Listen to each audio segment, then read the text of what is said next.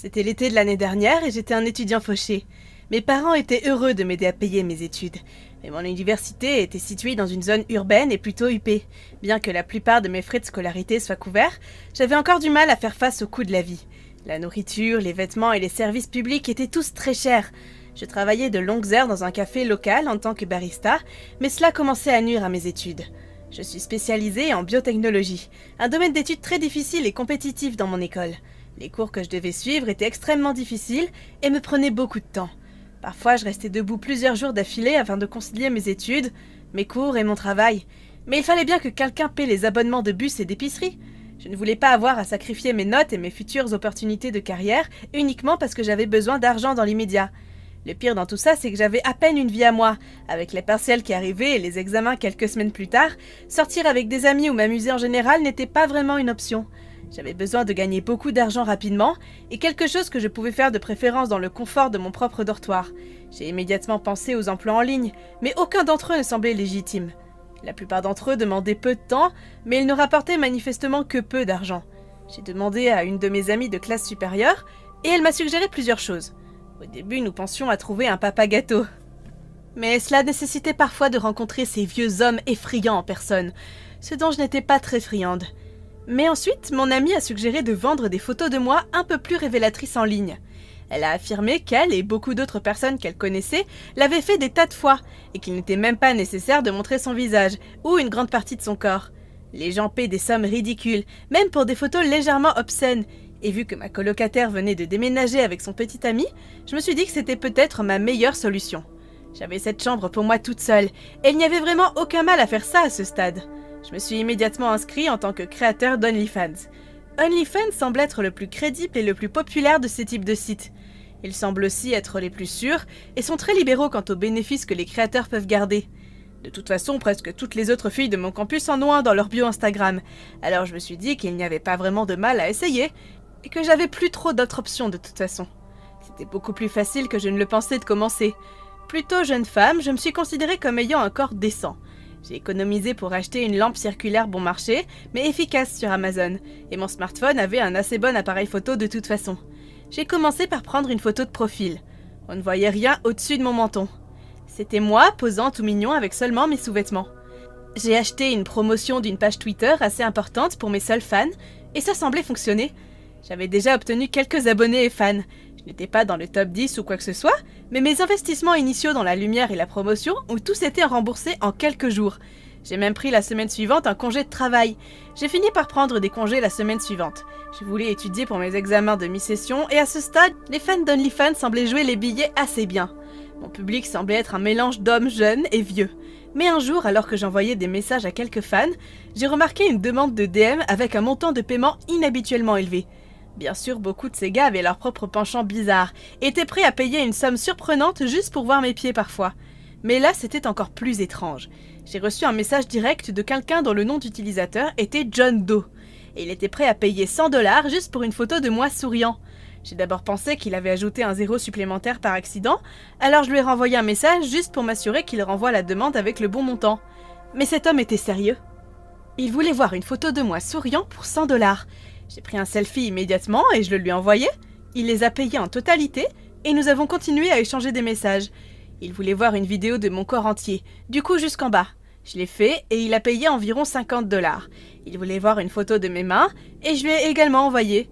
Après avoir payé des sommes inhabituellement élevées pour des photos plutôt bizarres, il a commencé à poser des questions assez profondes et étranges. Il a commencé par des choses comme « Quel âge as-tu » et « Es-tu célibataire ?» Puis est passé à des choses beaucoup plus effrayantes, comme « Combien de partenaires as-tu eu dans le passé ? Vis-tu avec ta famille ? Vis-tu seule ? Es-tu sexuellement active ?» Pour l'instant, cela m'a fait extrêmement peur, mais je ne voulais pas être impolie envers cet homme. Après tout, il donne de très gros pourboires. Mais finalement, l'homme a commencé à poser des questions comme « Quels sont les MST que j'ai ?» Et à ce moment-là, j'ai simplement quitté le chat. J'ai continué ma soirée et je me suis endormie sans trop y penser. Il y a beaucoup de gens bizarres en ligne, et cet homme aurait pu être l'un d'eux. Le lendemain, je venais de rentrer de cours, le bus était un peu en retard, et moi aussi. J'ai ouvert mon ordinateur portable afin de commencer mon travail de nuit, si vous voulez. J'ai remarqué que mes seuls fans avaient une série de messages non lus de John Doe. Le même cinglé d'hier soir. J'ai d'abord hésité à les ouvrir, mais je l'ai fait. C'était une série de messages maniaques et fous. Au début, il proposait de grosses sommes d'argent juste pour me parler. Puis il devenait très agressif et menaçant. Il menaçait de me retrouver et de m'attaquer simplement parce que je l'ignorais. J'en ai finalement eu assez. J'ai signalé cet homme à OnlyFans et je l'ai bloqué. Aucune somme d'argent ne valait son attention, et j'ai fini par en finir. Je n'ai jamais eu de nouvelles de John Doe les jours suivants. Tout s'est déroulé très normalement, jusqu'à un après-midi. Il était environ 16h et j'étais dans mon appartement.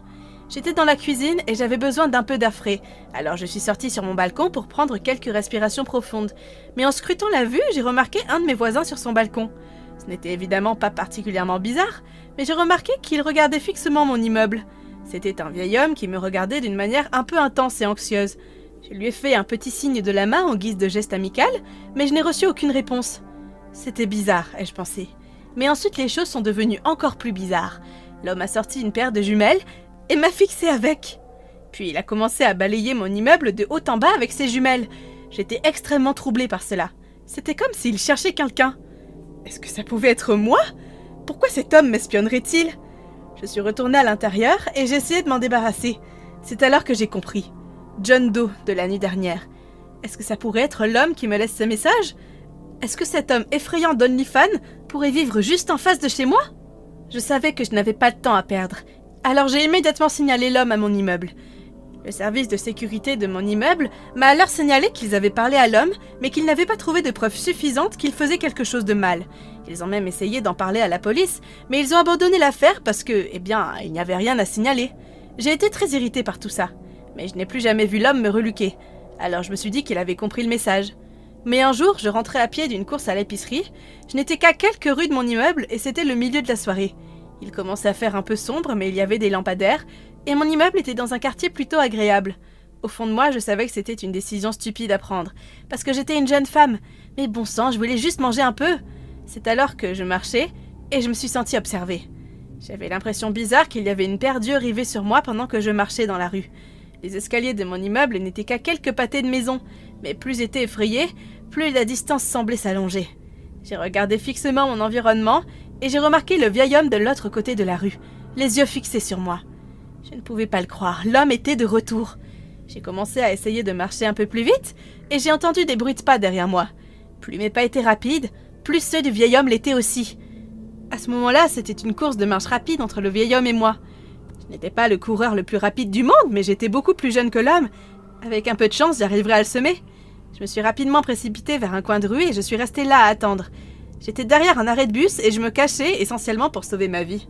Je savais que je devais essayer d'aller directement à la police cette fois-ci, mais je devais d'abord aller à mon appartement ou me mettre en sécurité. Qui savait ce que cet homme allait me faire, surtout si l'on considère que c'est lui qui a laissé ses messages fous sur OnlyFans. Mais à ma grande surprise, un jeune homme m'a remarqué. « Vous allez bien, madame ?» m'a demandé l'homme. L'homme avait à peu près mon âge, juste un peu plus peut-être. Il était habillé de façon décontractée et assez beau. « Oui, c'est juste que... » « L'homme qui vous suit, a-t-il interrompu. Je ne sais pas quoi faire. J'ai peur qu'il sorte et me trouve, ai-je dit. Ne vous inquiétez pas. Je peux vous accompagner jusqu'à votre appartement si ça vous rassure, a dit l'homme. J'étais un peu perdue au début, évidemment, mais j'ai accepté l'offre. J'avais peur pour ma vie à ce moment-là, et toute aide que je pouvais obtenir en valait la peine. L'homme semblait être un gentleman et il voulait sincèrement m'accompagner jusqu'à mon immeuble. Nous avons discuté un peu de nos vies pendant que nous marchions, et il n'a pas vraiment parlé de la sienne. Le jeune homme s'appelait Jay et avait l'air d'être un type vraiment sympa. Mais alors que nous arrivions à mon immeuble, il y avait une vieille camionnette dans l'allée qui n'était jamais là d'habitude. Je n'avais aucune idée de ce que ce nouveau véhicule faisait dans notre quartier à cette heure-ci de la journée, mais je me suis concentrée pour arriver à ma porte. Mais c'est alors que j'ai entendu des cris derrière moi. « Attendez, attendez !» C'était le vieil homme de tout à l'heure, et il courait après moi pour essayer d'attirer mon attention. Mais avant que je ne puisse réagir ou comprendre ce qu'il se passait, j'ai senti la main de Jay s'accrocher à mes épaules, et il m'a jeté dans le van bizarrement placé. Je n'ai même pas eu le temps de crier ou de réagir. Il a claqué la porte et s'est mis à rouler rapidement. J'ai fait de mon mieux pour crier à l'aide et sortir de la camionnette, mais l'arrière n'avait pas de fenêtre ni d'accès au siège avant. Tout était rembourré avec des panneaux de bois. Je ne pouvais pas le croire. Jay, John Doe. Jay était celui qui me suivait. Mais qu'est-ce que ça signifiait pour le vieil homme? Mes pensées ont été interrompues par l'arrêt brutal du van. Jay a rapidement ouvert la porte arrière. Le regard dans ses yeux était complètement différent de celui qu'il m'avait lancé en me raccompagnant.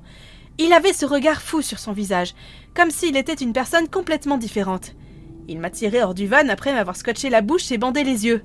Jay était assez grand, et je ne suis pas exactement la personne la plus forte du monde.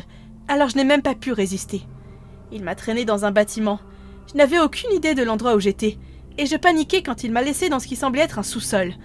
Il a commencé à me dire toutes les choses horribles qu'il ferait, et comment je n'aurais pas dû l'ignorer sur OnlyFans.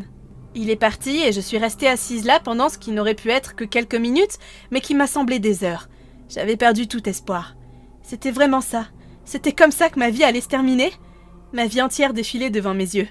Et soudain, j'ai entendu des sirènes dehors. Est-ce que c'était vraiment la police ? Est-ce que c'était juste une ambulance ou un camion de pompiers qui passait par là ? Bientôt, j'ai entendu des cris forts et des coups sur la porte d'entrée, suivis de « Mandat de perquisition de la police! Sortez avec les mains au-dessus de la tête !» Il y a eu une longue pause intense, suivie d'une nouvelle agitation. Après plusieurs minutes de bruissement et de nouveaux cris à l'étage, on m'a retiré mon bandeau et le ruban adhésif de ma bouche. C'était un officier. Ils m'ont emmené au poste de police et m'ont posé quelques questions sur Jay. Je leur ai expliqué l'intégralité de la situation de OnlyFans et leur ai montré des captures d'écran. Il s'avère que l'homme avait des soucis psychologiques, mais qu'il avait été libéré de l'asile. J'ai demandé à la police comment ils m'avaient trouvé, et ils m'ont tout expliqué. Il s'avère que le vieil homme que je soupçonnais auparavant essayait en fait de m'aider.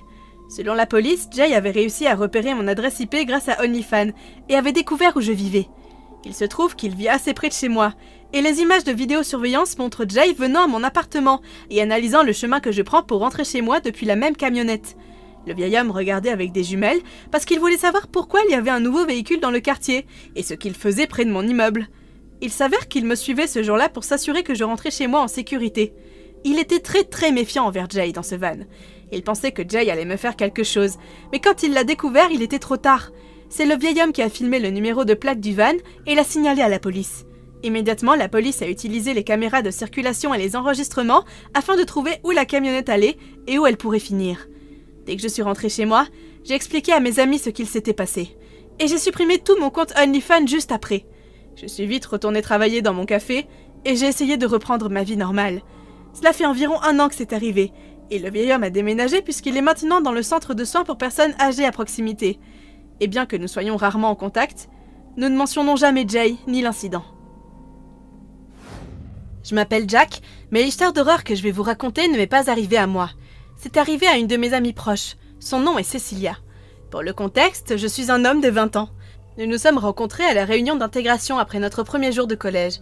J'étais assez nouvelle dans la région. Je venais de déménager dans une autre ville et j'étais excitée à l'idée de fréquenter l'université de mes rêves, d'obtenir la meilleure éducation possible et un bon diplôme dans mon domaine. Je venais d'emménager ici et tous mes amis étaient dans ma ville natale. J'ai décidé de me faire une nouvelle amie avec cette belle femme au visage amical et de lui dire bonjour. Cecilia était magnifique, et probablement l'une des personnes les plus gentilles que j'ai jamais rencontrées. Elle avait de grands yeux bleus magnifiques, et une peau glamour. Elle se démarquait vraiment de la foule, et pour moi elle brillait comme un ange. Je savais qu'elle était quelqu'un de spécial. Je veux dire, c'était pour ça qu'elle se démarquait tant, et que je l'ai approchée. Quelque chose en elle, lorsque je l'ai rencontrée pour la première fois, m'a indiqué que nous allons partager beaucoup de moments incroyables dans la vie. Je savais qu'elle était quelqu'un de spécial, rien qu'en la rencontrant. Alors quand je me suis approchée d'elle et que je l'ai saluée, ce fut un vrai plaisir. Il s'avère qu'elle était nouvelle et plutôt solitaire, elle aussi. Elle venait d'un autre état et cherchait elle-même un nouvel ami. Pendant que nous avions les mêmes intentions, je l'ai invitée à prendre un café ce jour-là. Après cela, j'ai décidé d'aller discuter avec le reste des étudiants de première année à la Réunion. J'ai rencontré beaucoup de mes futurs amis ce jour-là, des gens avec qui je suis toujours en contact aujourd'hui. À partir de ce jour, ma relation avec Cecilia est montée en flèche. Nous nous sommes assis ensemble pendant les cours, nous avons déjeuné ensemble, nous nous envoyions des messages presque tous les jours et faisions des commérages inoffensifs sur nos camarades de classe. Nous étions vraiment les meilleurs amis du monde. Malheureusement, les choses ont commencé à se dégrader après cela. J'ai eu la chance d'avoir des parents qui m'ont soutenu financièrement à chaque étape de mon parcours. Je pouvais louer un appartement et acheter tout ce dont j'avais besoin pour la vie étudiante avec facilité. Mais Cecilia n'avait aucun soutien financier. Elle a dû s'aider elle-même. Elle a trouvé un emploi pas si amusant que ça à McDonald's, et les heures étaient éreintantes et longues. Cela a commencé à interférer avec son éducation, et elle avait du mal à étudier. Cela ne lui convenait vraiment pas. Alors elle a commencé à chercher des petits boulots secondaires en ligne. Elle m'a demandé des conseils ou des astuces, mais je ne savais pas quoi lui dire. Bon sang, je n'avais pas travaillé un seul jour de ma vie. Qu'est-ce que j'aurais bien pu lui dire? Un jour, Cecilia est tombée sur un site web appelé OnlyFans. C'était un site assez nouveau et très tendance. Je ne savais pas grand-chose sur le site, à part le fait qu'il était connu pour son contenu adulte et que presque tous les streamers Twitch ou les filles Instagram en avaient un dans leur bio. Un jour, elle m'a expliqué la nature du site en FaceTime. Elle m'a expliqué qu'elle pouvait se faire des centaines, voire des milliers de dollars en posant simplement à moitié nue en ligne. Les hommes étaient assez assoiffés pour lâcher de l'argent sur ce genre de choses. Elle a dit qu'elle pouvait être financièrement indépendante sans même avoir à travailler. Elle n'avait même pas besoin de montrer les parties les plus intimes de son corps et pouvait faire des centaines grâce aux fétichistes qui voulaient juste voir ses mains ou ses pieds. Elle a été époustouflée par l'argent facile et était impatiente de créer son compte OnlyFans. Je l'ai prévenue que c'était une mauvaise idée. Au début, ça ressemblait à un travail d'appoint de rêve et à de l'argent facile. Mais c'était trop beau pour être vrai. Je lui ai dit que l'idée de montrer son visage et son corps à une bande de cinglés en ligne ne pouvait que être dangereuse. On ne sait jamais quelles sont leurs véritables intentions derrière un écran. Elle n'a pas semblé prêter attention à mes préoccupations. Elle pensait que c'était son moyen facile de se sortir de son problème. Cela ne la dérangeait pas vraiment de montrer son corps en ligne s'il y avait une récompense monétaire. Je ne pouvais pas y croire. Elle était vraiment désespérée à ce point. Nous avons eu une petite dispute et je l'ai laissé faire. J'ai réalisé que je ne pourrais pas la faire changer d'avis, alors j'ai laissé tomber. Elle a ouvert son compte et a commencé à poster des photos peu de temps après. Au bout d'un moment, elle m'a dit que c'était la meilleure décision de sa vie. Elle m'a dit qu'elle gagnait le triple de ce qu'elle gagnait chez McDonald's et qu'elle n'avait presque pas à faire d'efforts. Elle pouvait en fait se concentrer sur l'école et avait du temps libre maintenant. Après qu'elle m'ait dit que quelques hommes lui avaient versé des milliers de dollars pour des photos entièrement nues, j'étais très mal à l'aise. Je lui ai expliqué une fois de plus que tout ça allait se retourner contre elle, lorsqu'un psychopathe la contacterait, mais elle a ignoré mes conseils comme d'habitude. Cela m'a dérangée. Personnellement, je pensais que votre corps devrait être réservé à la personne que vous aimez, à celle qui se soucie de vous, à celle qui est là pour vous. Mais en fin de compte, c'était son corps et sa vie. En fait, ça ne me regardait pas du tout. Les semaines suivantes, tout semblait revenir à la normale. Mais un jour, quelque chose d'horrible s'est produit. Normalement, on se trouvait le matin avant les cours, mais elle n'est pas venue. C'était bizarre. J'ai vérifié mon téléphone et elle ne m'avait pas prévenue. C'était encore plus bizarre. Normalement, elle m'envoie toujours des SMS. J'étais surpris, mais je n'ai pas prêté attention plus que ça. J'ai décidé de continuer ma journée comme si de rien n'était. La journée est passée et je ne l'ai toujours pas vue. Elle ne s'est pas jointe à moi au déjeuner et ne s'est pas assise à côté de moi en classe. Lorsque j'ai vérifié mon téléphone ce soir-là, j'ai remarqué qu'elle n'avait même pas été en ligne depuis hier. 2 jours ont passé et j'ai commencé à recevoir des appels téléphoniques de sa famille et de ses amis proches. Ils voulaient savoir où elle pouvait bien être. Elle avait littéralement disparu de la surface de la Terre. Sa mère a fini par appeler la police pour signaler sa disparition, et les recherches ont commencé.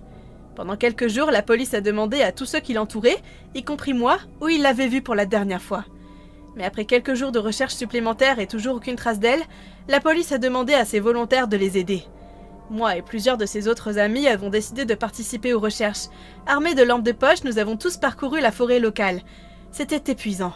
Nous avons cherché de haut en bas et n'avons toujours pas trouvé une seule trace d'elle ou de son corps. À ce moment-là, ses parents étaient dévastés.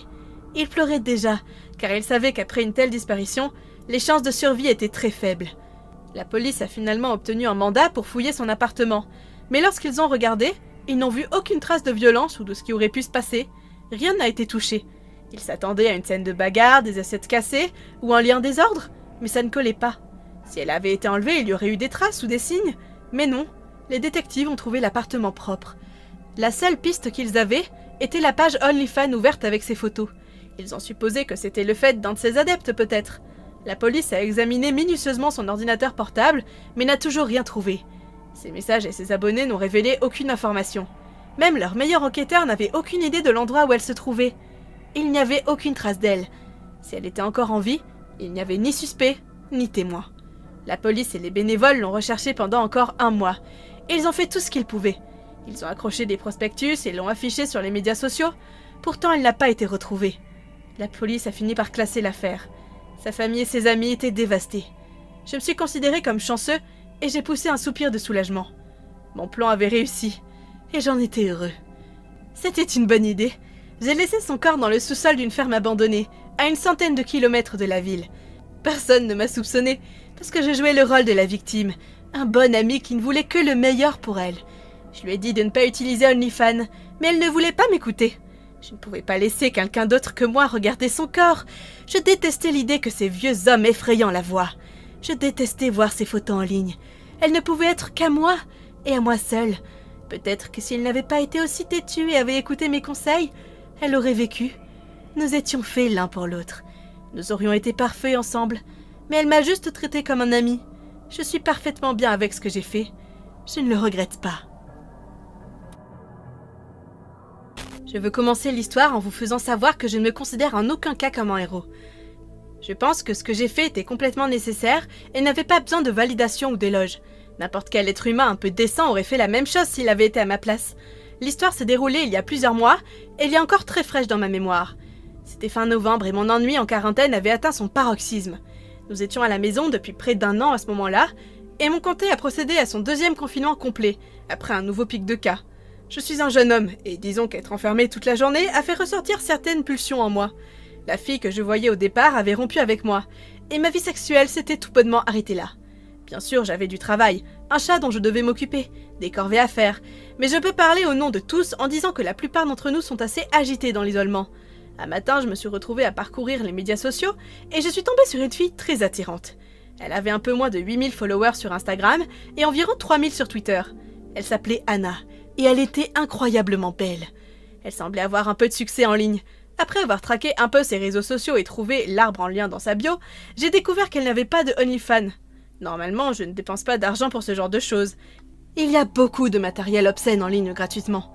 Et je n'avais jamais trouvé une fille sur OnlyFans qui vaille la peine que je tombe dès le 1er mois de mon abonnement dedans. Mais Anna était mon type. Et surtout, je m'ennuyais et j'étais excitée. Je me suis dit, s'il y avait un moment pour dire au diable et essayer un site comme celui-ci, c'était bien maintenant. J'étais donc là, entrant à contre-cœur les informations de ma carte de crédit sur OnlyFans. Le prix de l'abonnement était d'environ 10 $ par mois, 7 $ pour les nouveaux abonnés. Pas si mal si je suis honnête maintenant. C'était la première fois que j'utilisais OnlyFans, mais je dois dire que j'ai été satisfait de ce que j'ai obtenu. Pour faire simple, il y avait un peu de photos exclusives d'Anna sur la première page. J'ai apprécié de les faire défiler un peu. Quelques jours ont passé, et je regardais encore de temps en temps la page réservée à ses fans. Après tout, j'avais payé pour le mois entier. Quoi qu'il en soit, c'était plutôt agréable de soutenir Anna financièrement. Sa maison semblait toujours sombre et miteuse. Quelque chose à propos de l'endroit où elle tournait me faisait penser qu'elle n'était pas dans la meilleure situation financière. Je veux dire, après tout, elle n'était pas la créatrice d'OnlyFans. J'ai fini par découvrir la fonction DM ou demande, et j'ai décidé de m'y mettre. La page comportait ce qui semblait être un salon de discussion similaire à un message direct Instagram. Il permettait à l'abonné de communiquer directement avec le créateur de la page OnlyFans et de demander certains contenus et photos. Un soir, je m'ennuyais encore plus que d'habitude, et je savais que j'avais 1 ou 2 $ à dépenser. Je me suis donc connectée à mon OnlyFans, et j'ai ouvert la fonction de message direct. J'ai dit bonjour à Anna, et j'ai reçu une réponse quelques minutes plus tard. Il s'agissait d'une photo d'elle tenant 2 doigts un peu de travers sur sa bouche, apparemment un geste mignon pour dire bonjour. Je n'ai pas eu envie de lui demander immédiatement d'envoyer certaines photos, alors j'ai essayé de discuter un peu avec elle. Elle a esquivé presque toutes les questions. Son âge, d'où elle vient, la seule réponse que j'ai reçue était de savoir comment elle allait. Elle m'a répondu par un maigre « super ». C'était un peu vague, mais j'ai fini par abandonner l'idée d'essayer d'apprendre à la connaître. Après tout, elle a probablement un tas d'hommes comme moi dans ses DM. En quoi était-je spécial? J'ai fait quelques demandes de photos, et il y avait quelques $ à débloquer. Une photo séduisante par-ci, une autre par-là. Après quelques échanges de photos, j'ai décidé d'en rester là. Mais avant de fermer l'onglet, j'ai décidé de faire défiler à nouveau la page. Vous savez, profiter des photos de cette magnifique femme que j'ai payée. Mais alors que je faisais défiler la page, j'ai commencé à remarquer les symboles de main de drague qu'elle lançait. Ce n'étaient pas les habituels signes de paix. C'était quelque chose de familier. J'ai regardé un peu plus près, et plus longtemps, et c'est là que j'ai compris. C'était la langue des signes américaine. Ma jeune sœur était devenue sourde, et ma famille et moi avons dû apprendre la langue des signes pour pouvoir communiquer avec elle. J'ai regardé les symboles de main qu'elle faisait. Le premier était le signe de paix bizarre et latéral. C'était le suivant, dont je pensais qu'il s'agissait d'une tentative d'imitation du ronronnement d'un chat. Cela semblait être un E. Après cela, il y avait un endroit où elle tenait ce qui semblait être un symbole I au-dessus de sa tête. La dernière montrait ses 3 doigts remontant de manière séduisante le long de son bras. Les doigts font le signe P. Les images dans cet ordre signifient « aide ». Je ne pouvais pas le croire. Je pensais qu'il s'agissait de symboles de main bizarres et que c'était juste une forme bizarre de flirt ou de jeu, mais c'était en réalité un appel à l'aide. Que se passait-il? Pourquoi m'envoyait-elle un SOS à moi? Pourquoi pas aux forces de l'ordre? J'ai immédiatement répondu « Anna, ça va? Tu as besoin de mon aide? Que se passe-t-il » et j'envoyais frénétiquement. Elle m'a répondu avec une vidéo d'elle faisant discrètement le geste en ASL, qui demande « Tu connais le langage des signes ?» J'ai répondu par « oui » et lui ai demandé où elle était. Elle m'a répondu par une vidéo dans laquelle on la voyait faire le geste « Je ne sais pas ». Mon esprit s'emballe. Que se passait-il? Était-ce une sorte de blague ou de farce? Je lui ai demandé si elle savait à peu près dans quelle ville ou localité elle se trouvait, et elle a répondu « Non, je ne sais pas ». J'ai immédiatement appelé la police. Je leur ai raconté tout ce qui s'était passé, et ils ont identifié la fille comme étant Layla Ronson. C'était une étudiante qui, selon l'université, avait abandonné ses études en raison de son manque d'assiduité pendant des mois. Elle semblait ne faire que des fans contre son gré, sous le nom de Anna. La police a utilisé l'URL de l'OnlyFans et a réussi à suivre l'IP d'où provenaient les vidéos et les messages. Il s'agissait apparemment d'un complexe immobilier plutôt aisé, situé à quelques heures de chez moi, dans le même état. La police de cette région a réussi à localiser la maison et à secourir Layla, ainsi qu'à procéder à toutes les arrestations nécessaires. Selon les enquêteurs sur place, Anna a été enlevée il n'y a pas si longtemps dans son université. Elle a été retenue captive et forcée à faire des OnlyFans et d'autres contenus en ligne contre sa volonté, dans le sous-sol de l'une des maisons. L'homme qui l'a kidnappée prenait tout l'argent gagné grâce à ce processus, et continuait le cycle encore et encore. Quelques jours plus tard, Layla m'a téléphoné pour me remercier de l'avoir aidée. Elle m'a dit que l'homme qui l'avait kidnappée avait dit que s'il la surprenait à demander de l'aide en ligne, il lui ferait du mal ou la tuerait.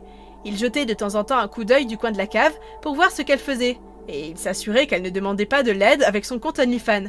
Je n'ai plus parlé à Anna depuis, et j'ai supprimé mon compte OnlyFans peu après l'incident. Je ne voulais tout simplement plus jamais penser à ce site web. Ce souvenir n'est pas quelque chose que je savoure.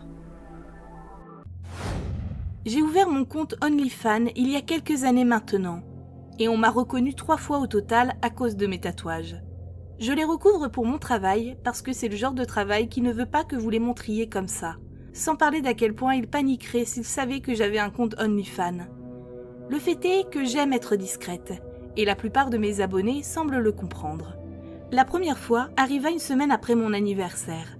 Je racontais à mes abonnés que mon anniversaire était dans le mois, pour rester discrète tout en amassant des pourboires. Alors même s'ils ne savaient pas exactement quand j'étais née, ils savaient que c'était pendant cette période de l'année. Il y avait un gars dans le métro qui me jetait quelques regards, ce qui, honnêtement, n'est pas totalement inhabituel. Mais juste avant de sortir, il me regarda à peine et lança « Joyeux anniversaire !» en m'appelant par mon pseudo. Comme je l'ai dit, on ne voyait pas vraiment à qui il parlait et était parti tout de suite après sans aucune autre interaction. Je veux dire, pour quelqu'un qui se fait reconnaître de OnlyFans, ça aurait pu être bien pire que ça. La deuxième fois, c'est un garçon qui s'est littéralement arrêté en hurlant sur son vélo, a fait marche arrière pour me regarder, puis est devenu tout rouge et a dit « Oh mon Dieu !» puis s'est reculé comme si j'allais l'attaquer. D'accord, il était peut-être juste en train de péter un câble, mais croyez-moi, quand on a un compte OnlyFans, vous savez que c'est d'ici que les gens vous reconnaissent. Bref, la troisième fois était de loin la pire. Je ne montre pas mon visage sur OnlyFans, mais j'ai déjà montré mes tatouages. Je ne le fais plus. Dieu bénisse ces jolies petites manchettes. Alors une fois, un gars s'arrête et commence visiblement à regarder mes tatouages avant de pousser comme un petit cri de surprise et de me regarder dans les yeux. Je la joue cool, comme si c'était une erreur alors que non, et je l'ignore en continuant de lire et de boire mon café. J'espérais à moitié qu'il passerait son chemin, mais ce ne fut pas le cas. Il s'assit à côté de moi et commença à m'appeler par mon pseudo. Je n'avais jamais été confrontée comme ça, et ça ne m'était pas totalement d'humeur à dire genre « Oh, salut, oui, c'est moi !» Alors, je continuais à nier la chose en le fusillant d'un regard qui disait « Mec, arrête !»« Oui, c'est moi, mais s'il te plaît, ferme-la !» Mais il réagit d'une manière si méchante et violente genre « Quoi ? Tu crois que je suis débile, hein ? Tu prends l'argent que je me casse le cul à gagner et tu veux même pas me remercier dans la rue ?» C'était sa réplique de départ. Et ce type se déchaîna sur moi alors que tous les clients du café et les passants observaient. Je ne voudrais pas lui donner la satisfaction de répéter ces mots ou de vous dire à quel point il m'a blessée, mais voilà. J'ai dépensé presque 90$ dans des manchettes pour cacher mes tatouages, et on ne m'a pas reconnu depuis. Pourtant ça m'a embêtée un moment. Je n'arrêtais pas de me dire « Oh, tu as de la chance qu'il t'ait vu en journée. Si ça avait été en pleine nuit quelque part dans une ruelle sombre, je n'aurais peut-être pas eu autant de chance et je ne m'en serais peut-être pas sortie. »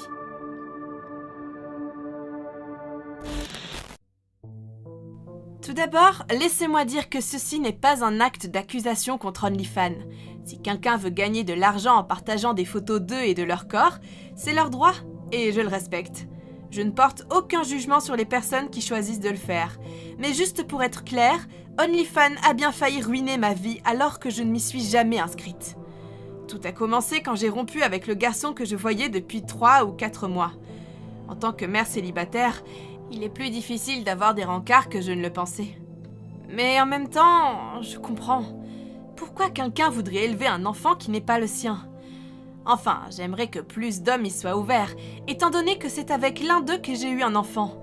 Mais avoir un enfant d'une ancienne relation dégoûte les hommes. C'est un triste fait. Alors, vous imaginez bien mon excitation quand j'ai rencontré Richard. Ce n'est pas son vrai nom, mais je ne préférerais pas attirer son attention. Merci beaucoup. Avoir un enfant de 6 ans ne semblait pas l'embêter du tout, et il posait même beaucoup de questions à son propos.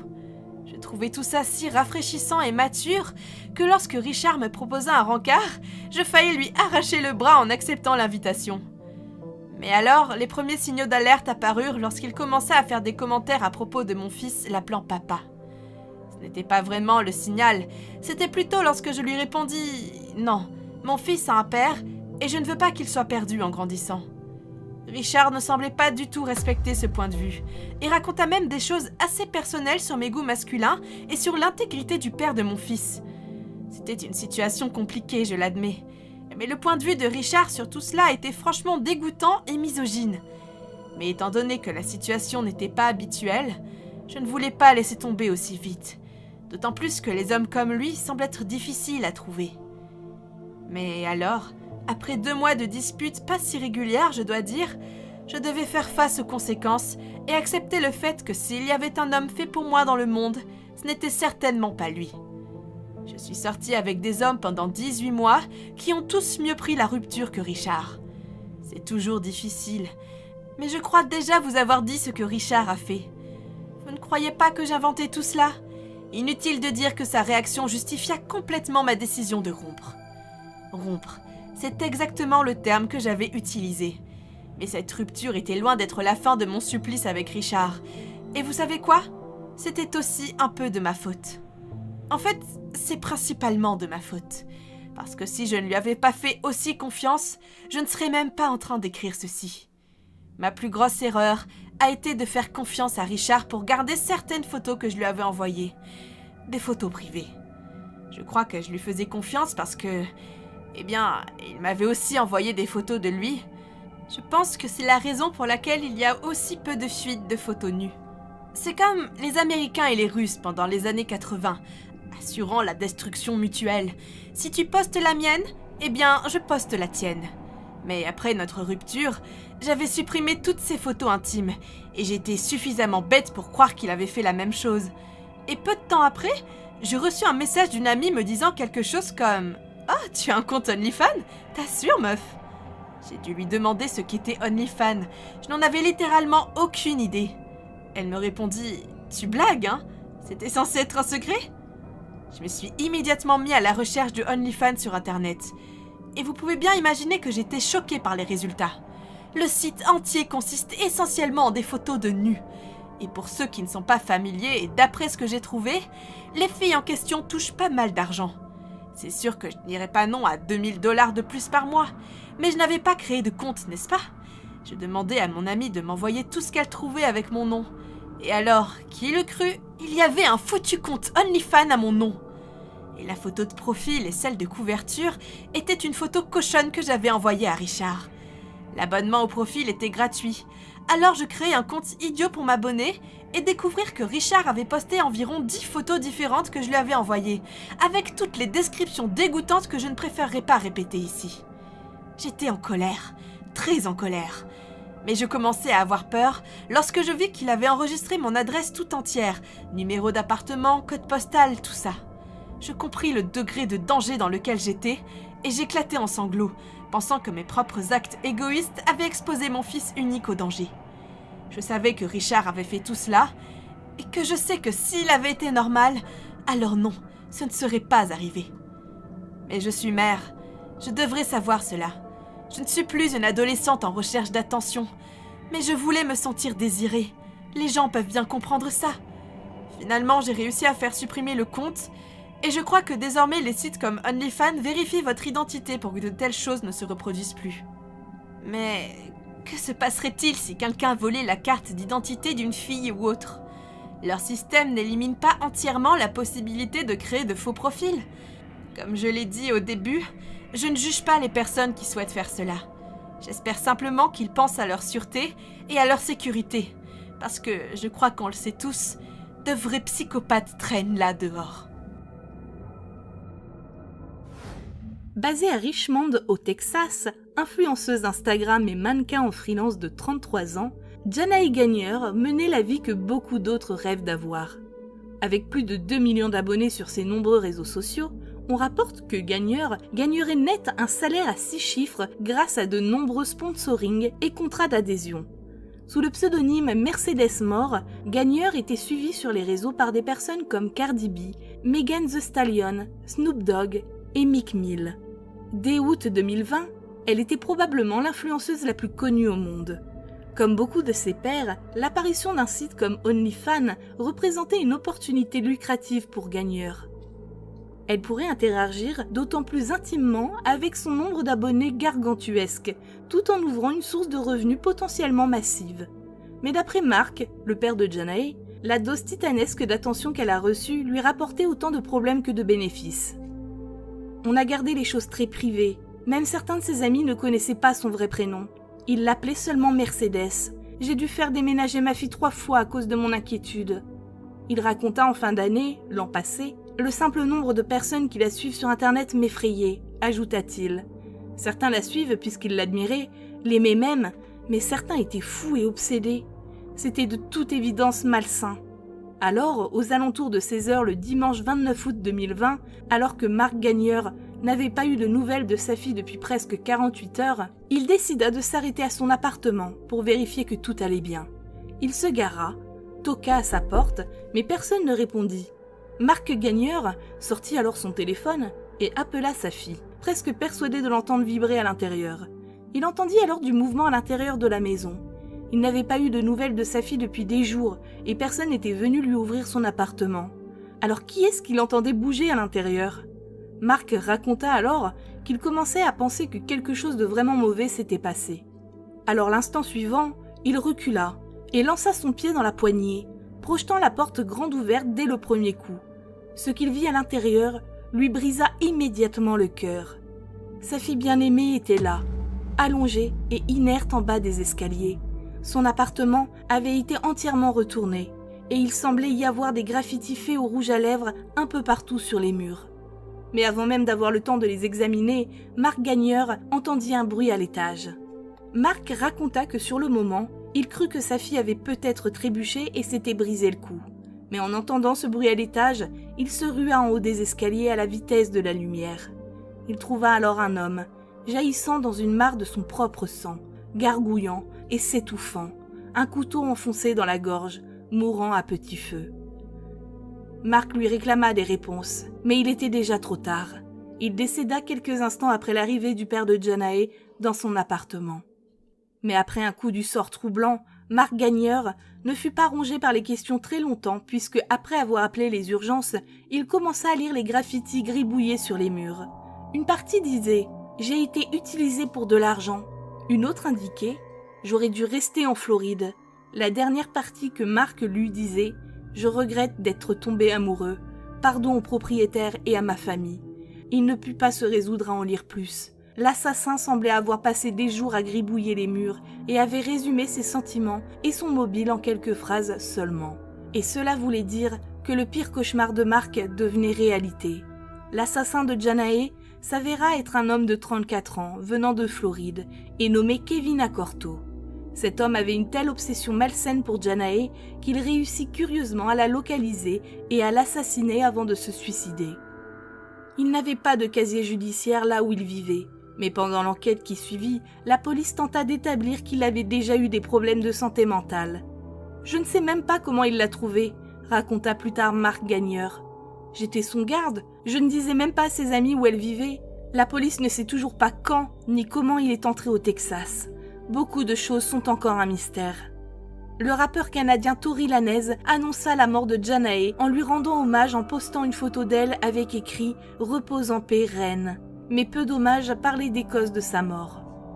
Elle était très prudente avec son entourage, raconta Janetta Grover, la mère de Janae.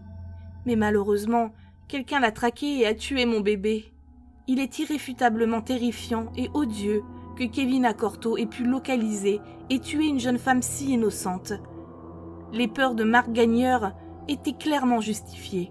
peu importe ses efforts pour protéger sa fille, la détermination de son harceleur à la localiser les a considérablement surpassés. Et d'une certaine manière, un homme sans grande connaissance en informatique allait retrouver son adresse. Certains pensent que Corto a réussi à se procurer ses coordonnées de facturation et a ainsi découvert son vrai nom et son adresse. OnlyFans a alors encore du chemin à faire avant de pouvoir réellement assurer la sécurité et l'intimité de ses créateurs de contenu. Alors en attendant, les risques liés à une présence en ligne attrayante restent plus importants que les potentiels avantages financiers. En septembre 2020, une étudiante australienne âgée de 20 ans poste une histoire personnelle atroce sur le réseau social populaire Reddit. Dans son post, elle détaille la terrifiante épreuve qu'elle a vécue après avoir posté ses photos intimes sur un réseau social connu sous le nom d'OnlyFans. Le récit comprenait du harcèlement obsessionnel, les failles d'Internet et finalement une menace claire et précise pour sa vie. Il lui fallut passer par un faux compte complètement anonyme pour se sentir suffisamment en sécurité et partager son histoire, en prenant en compte que la police locale avait enfin agi contre la personne responsable. Mais même après cela, la fille expliqua clairement que ses plaintes auraient dû être prises au sérieux bien avant qu'elle soit en danger imminent. D'après elle, tout commença lorsqu'elle retourna chez ses parents pour les vacances d'été. Elle était très excitée de rentrer, d'autant plus que ses parents venaient d'acheter un nouveau chiot. Au dire de tous, la fille s'amusait comme une folle en apprenant à connaître cette boule de poils. Mais n'importe quelle personne ayant déjà eu un chiot pourra vous l'affirmer. Dire qu'ils peuvent être imprévisibles serait l'euphémisme du siècle. Une nuit, la fille fut réveillée par son chiot qui jappait à la porte de derrière. Il lui apprenait la propreté, mais le chiot avait encore du mal. Alors elle se glissa hors du lit, enfila ses chaussons et descendit les escaliers pour faire sortir le chien. Elle raconte qu'il était au moins 2 heures du matin, et il ne semblait pas y avoir qui que ce soit d'autre dehors alors qu'elle marchait dans l'obscurité. Mais elle se rendit vite compte qu'elle n'était pas complètement seule. « J'ai vu une silhouette dans une voiture », raconte-t-elle. « Je voyais bien qu'elle me regardait, mais il faisait nuit noire dehors et je ne voyais pas son visage. Je me suis sentie un peu mal à l'aise, mais je n'y avais pas plus pensé que cela. Mais alors que je rentrais, la voiture démarra et me suivit dans mon allée. La terreur que j'ai ressentie à ce moment-là était indéniable. » Et même si la fille était près de chez elle, on ne peut pas dire qu'être seule au milieu de la nuit ne la rendait pas encore plus vulnérable. « J'étais terrifiée », ajouta-t-elle. « J'ai couru à toute vitesse à l'intérieur et j'ai verrouillé la porte en gardant un œil sur cette personne, au cas où elle tenterait d'entrer. Mais à ma connaissance, la personne a simplement fait marche arrière et a quitté notre allée. » En se réveillant le lendemain matin, après une nuit terriblement agitée et remplie d'inquiétude, la fille trouva une enveloppe dans la boîte aux lettres de ses parents. L'enveloppe contenait 20 $ australiens en liquide, mais également son pseudo OnlyFans. J'ai réfléchi longuement et durement à comment cette personne avait trouvé l'adresse de mes parents, racontait la fille. Et je compris que les problèmes avaient commencé après avoir partagé ma wishlist Amazon. OnlyFans et Amazon étaient tous les deux catégoriques sur le fait que leur système de sécurité empêchait de telles fuites. Pourtant, il semblait que ça n'était pas le problème. Les vendeurs tiers ne sont pas tenus de respecter la même protection juridique de données que les grandes multinationales. Même si elle n'était pas complètement sûre de comment l'harceleur avait eu son adresse, elle était sûre à 99% qu'il avait contacté un vendeur tiers pour l'obtenir. Est-ce l'argent, la contrainte ou l'intimidation qui avait poussé le vendeur à donner cette information ? C'était une toute autre question. Mais l'effet est que c'est l'explication la plus probable de toutes. Après ça, en retournant dans la ville où j'étudiais, j'ai arrêté de publier des photos, explique la fille. Mais d'une manière ou d'une autre, mon harceleur a quand même réussi à me retrouver. La fille raconte qu'elle ferma simplement son compte OnlyFans. Et ce dernier étant si peu sécurisé, elle décida d'ouvrir un compte YouTube. Son premier gros projet de vlog devait être une virée shopping dans un centre commercial du coin. Mais en arrivant à sa voiture pour démarrer sa journée, elle découvrit qu'elle avait été fouillée. « Ma caméra de vlog avait aussi disparu », raconte-t-elle. « Je sais que c'est ma faute. Je n'aurais pas dû la laisser dans la voiture, mais je l'avais utilisée la veille et puisque je vivais dans une résidence fermée, je pensais qu'elle ne craignait rien. » Elle ajouta alors que la caméra se trouvait dans la boîte à gants et contenait une carte SD remplie de photos et de vidéos jamais publiées. C'était presque comme si quelqu'un savait qu'elle était là. Et aussi grave que cela l'était déjà, les choses devinrent de plus en plus bizarres. Elle finit par appeler le garde de son immeuble et demanda s'il était possible de visionner les enregistrements des caméras de sécurité filmées cette nuit-là. C'est comme cela qu'elle vit un homme vandaliser sa voiture en ignorant les autres voitures sur le parking. Elle avait alors une preuve qu'elle avait été choisie pour un harcèlement ciblé. Après avoir volé la caméra, la personne a fait le tour du duplex et s'est arrêtée devant ma fenêtre, raconte la fille. La fenêtre de ma chambre donne sur la rue et les volets sont cassés, alors c'est facile de voir à l'intérieur. J'ai un rideau mais il ne couvre pas toute ma fenêtre. Enfin, ce que j'essaie de dire, c'est que cette personne m'a regardé dormir pendant environ 1 heure. Je ne sais pas pourquoi elle n'a pas essayé d'entrer chez moi, mais Dieu merci, elle ne l'a pas fait. La femme explique que sa caméra fut retrouvée plus tard dans un magasin d'occasion pas loin, insinuant que la personne qui l'a harcelée avait des antécédents criminels. En revanche, elle ajouta que la carte SD n'était plus dans la caméra. « Je sais qu'il l'a gardée comme une sorte de trophée. Je le sais, » ajouta-t-elle. Elle a aujourd'hui déménagé et espère ne pas avoir été suivie par son harceleur. Je crois que la police essaie toujours de le retrouver, mais j'ai mis fin à mon bail et j'ai déménagé en espérant cette fois être en sécurité. Ce qui est effrayant dans cette histoire, c'est qu'il semble n'être qu'une question de temps avant que le harceleur décide d'aller plus loin. S'ils ne sont pas arrêtés, les harceleurs ne font qu'intensifier leur activité jusqu'à ce que leur obsession atteigne une fin mortelle et éternelle.